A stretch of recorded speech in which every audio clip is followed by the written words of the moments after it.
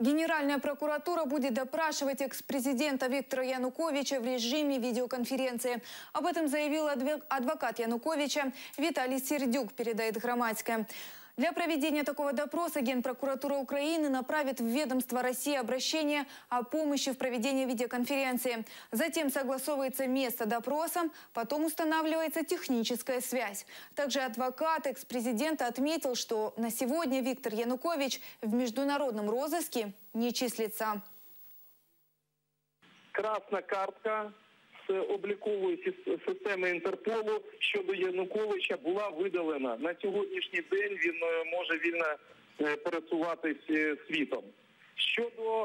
Щодо матеріалів розшуку по справі Межгір'я